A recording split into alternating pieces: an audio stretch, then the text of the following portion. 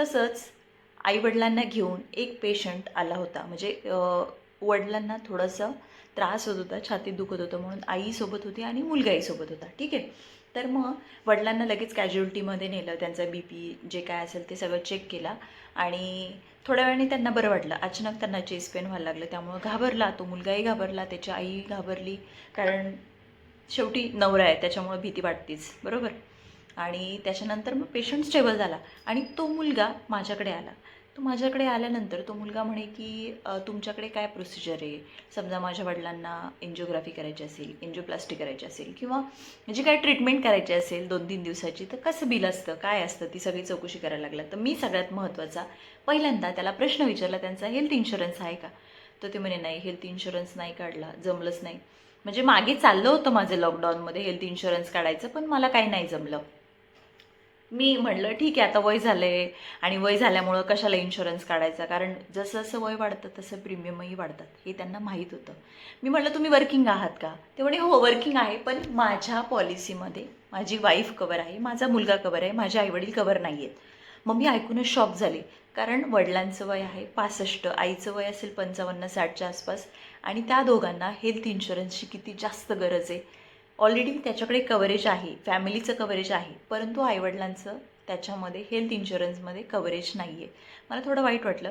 मग मी म्हटलं तुम्ही चांगलं कमवता किंवा तुमची जी काही हेल्थ इन्शुरन्समध्ये तुमचं आईवडिलांना कव्हर नाही, ठीक आहे, मग तुम्ही पर्सनल हेल्थ इन्शुरन्स घ्यायला पण होता. ते म्हणे मी विचार करत होतो खूप दिवसापासून, पण नाही घे, असं तसं ते कारणं द्यायला लागली. मग माझ्या लक्षात आलं.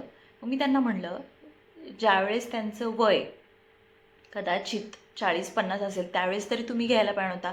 तर ते म्हणे नाही, आमच्याकडे त्यावेळेस कसं ना, वडील म्हटले कशाला कशाला तू हप्ते भरतो, आणि वडील तर खरं तर काढत होते, पण मीच नको म्हणलं वडिलांना. म्हणजे मी शॉक झाले, बापरे. म्हणजे आईवडील थोडेसे जॉबलाच होते मला असं वाटते.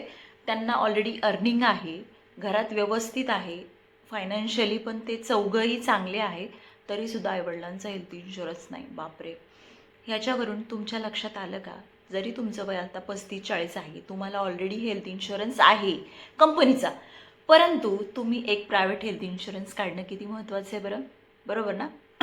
आणि मग तो मुलगा म्हटला की मला आता हेल्थ इन्शुरन्स काढायचं आहे, आता इथून पुढे खर्च चालू होतील, त्याच्यामुळं मला हेल्थ इन्शुरन्स घेणं गरजेचं आहे. तर मी त्याला सांगितलं काय कॅल्क्युलेशन आहे. त्यांनी मला विचारलं किती कॅल्क्युलेशन आहे, कसं काय. तर त्या दोघांचा हप्ता अक्षरशः 35 ते 45च्या आसपास जात होता वर्षाचा हप्ता. 45 पकडा.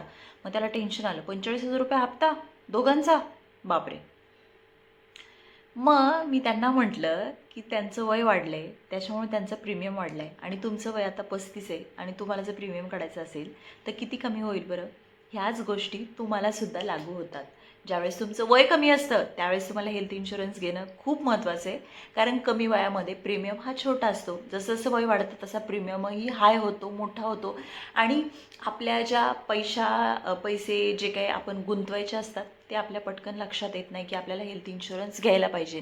गेल्या काही वर्षी इतर गोष्टी इतक्या मागल्यात की बापरे, सोनं मागते, सगळ्या गोष्टी मागतात, तसं प्रीमियमसुद्धा मागतात. महाग होतात. घरातल्या ज्येष्ठ व्यक्तींचा म्हणजे सिनियर सिटीजनचा हेल्थ इन्शुरन्स काढणं म्हणजे अतिशय काळाची गरज आहे. अचानक 5-5, 10-10 लाखाचा खर्च जर करायचं झालं तर तुम्हाला तुमचे दागिने मोडावे लागतील किंवा तुमचं घर घाण ठेवावं लागेल, कारण नातेवाईक लगेच हात उचलतात, कुणी तुम्हाला मदत करणार नाही, हे तुम्हालाही माहिती आहे. त्यामुळे तुम्ही आरोग्य विमा घेताना की हा विचार करूच नका की एवढा प्रीमियम आहे, तेवढा प्रीमियम आहे. लगेचच्या लगेच हेल्थ इन्शुरन्स काढून घ्या, कारण जसं वय वाढते तसं प्रीमियमही वाढत आहे. पटलं ना.